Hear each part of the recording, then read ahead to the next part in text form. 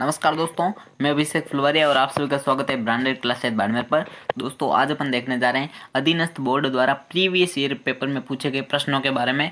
तो question first है दोस्तों, राजस्थान के वे जिले जिनकी संपूर्ण राजनीतिक सीमा जो है वो पड़ोसी जिलों से लगती है। इसमें लिखा गया है सिर्फ पड़ोसी जिलों से लगनी चाहिए संपूर्ण सीमा। तो दोस्तों अर्थात वह राज्य के साथ और देश के साथ यानी कि अंतर्राज्यीय और अंतर्राष्ट्रीय सीमा नहीं बनाने वाले जिले होने चाहिए।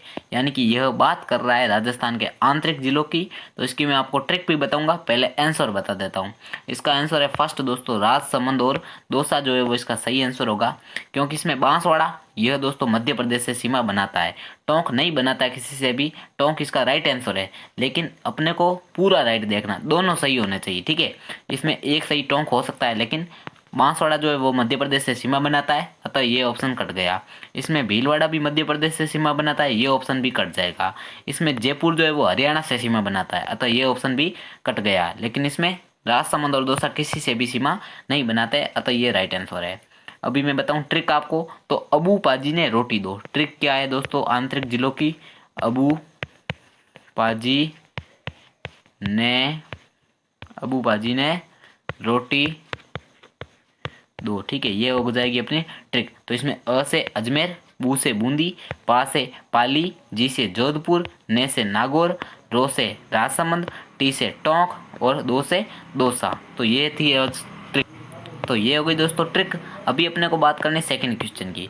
क्वेश्चन है दोस्तों, अरावली तथा विंध्यन कगार के मिलन स्थल का भ्रंश कहलाता है। मैं आपको बता दूं दोस्तों, भ्रंश किसे कहते हैं? दो पर्वतों या पठारों के बीच में जो भी एक दरार टाइप होती है जमीन में, उसे बोलते हैं दोस्तों भ्रंश। तो इधर है अरावली, इधर क्या है दोस्तों?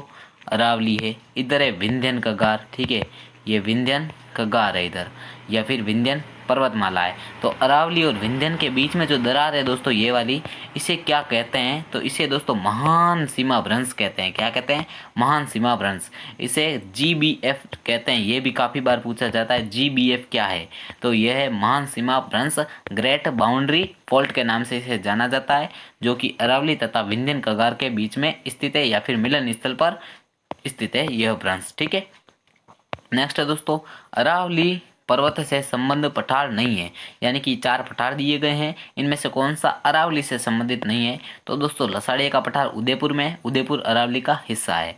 नेक्स्ट है बोराट का पठार, यह अरावली में स्थित है और उदयपुर और राजसमंद में फैला हुआ। इसमें राज जो है, इससे राजसमंद अपने को याद रखना है। नेक्स्ट है उड़िया का पठार, उड़िया का पठार सिरोही में स्थित है, यह भी अरावली का हिस्सा है। लेकिन मालवा का पठार जो है यह दोस्तों मध्य प्रदेश में फैला हुआ है ज़्यादातर, तो ठीक है। राजस्थान में विंध्यन कगार जो है वो इसी का हिस्सा है, मालवा के पठार का। तो दोस्तों मालवा का पठार राइट होगा, यह अरावली का हिस्सा नहीं है। नेक्स्ट है दोस्तों फोर्थ क्वेश्चन।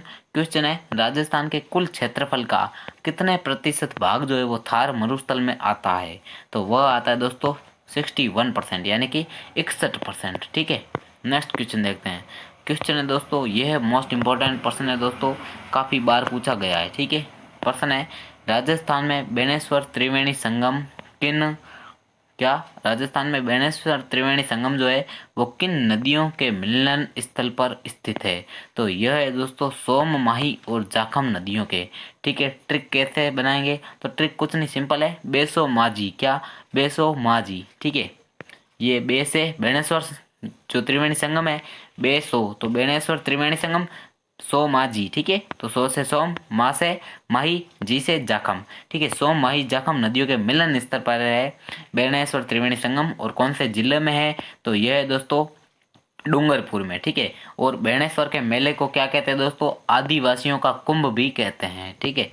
नेक्स्ट दोस्तों क्वेश्चन है, रूपनगढ़, मेंथा, खारी और खंडेला मौसमी नदियां जो है वो किस झील में अपना जल उड़ेलती है? तो यह सभी जो है दोस्तों खारे पानी की नदियां हैं, और यह जो है अपना जल ये किस झील में डालती है?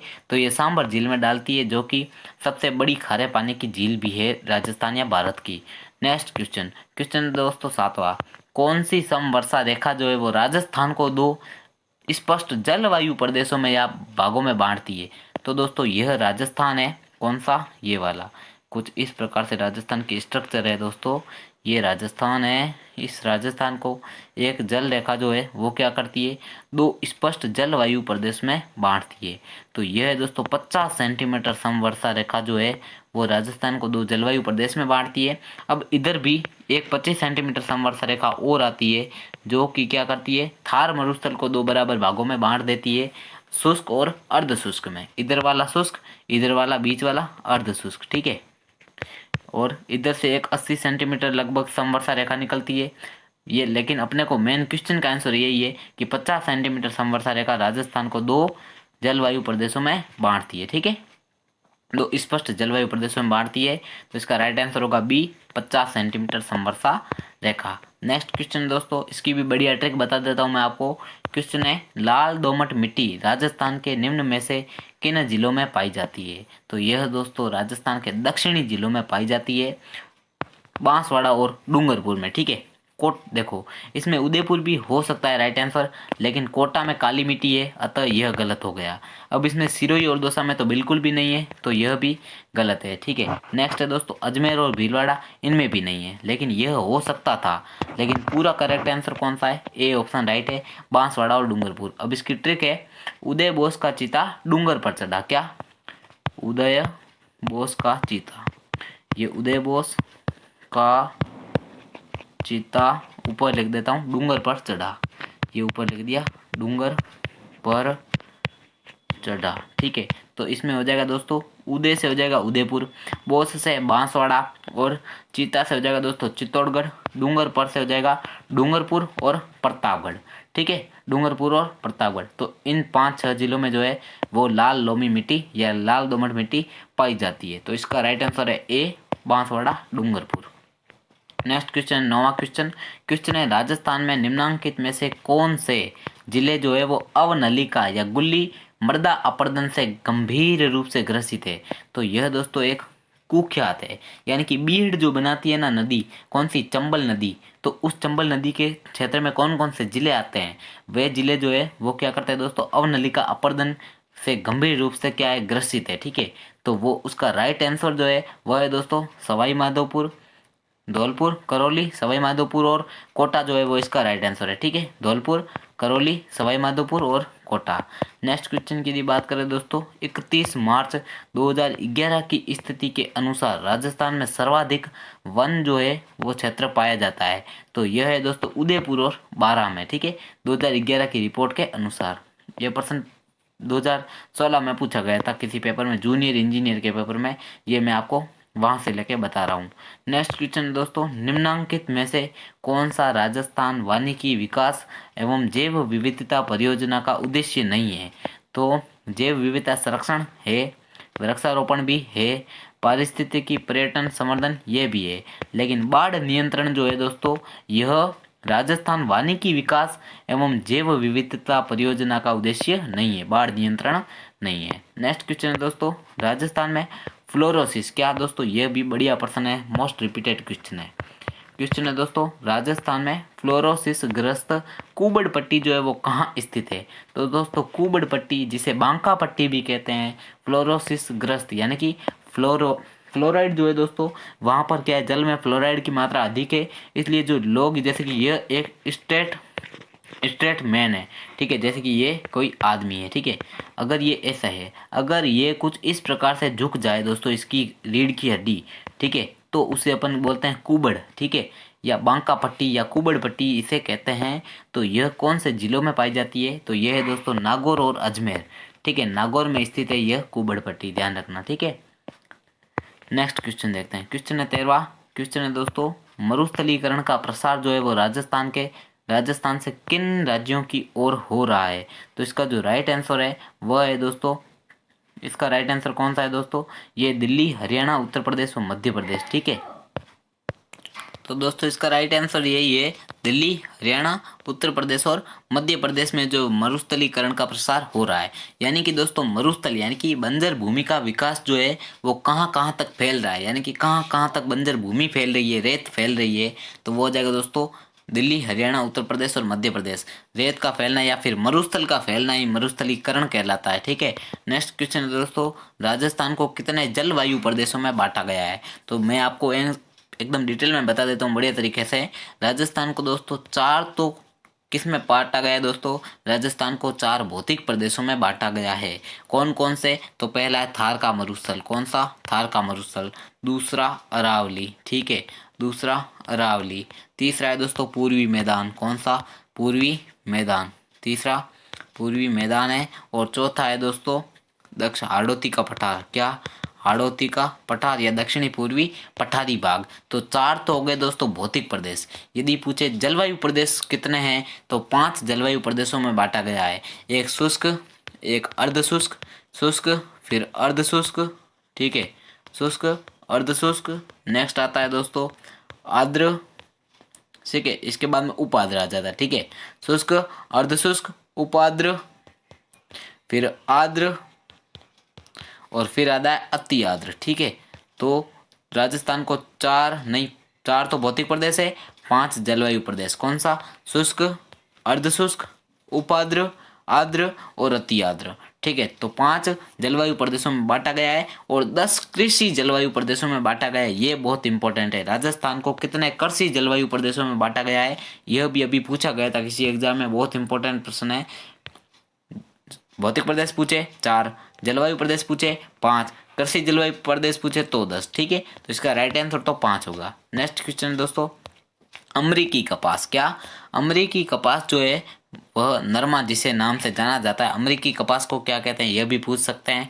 नरमा कहते हैं। राजस्थान के किन जिलों में उगाया जाता है? तो यह राजस्थान के उत्तरी और दक्षिणी जिलों में उगाया जाता है। तो इसमें उत्तरी में है दोस्तों गंगानगर और हनुमानगढ़ दिया गया है, तो यह राइट होगा। यदि इसमें डूंगरपुर बांसवाड़ा देते हैं तो वह भी सही हो जाता। तो उत्तरी और दक्षिणी जिलों में जो है वो कपास उगाई जाती है। कौन सी? अमरीकी कपास, जिसे नरमा कहते हैं।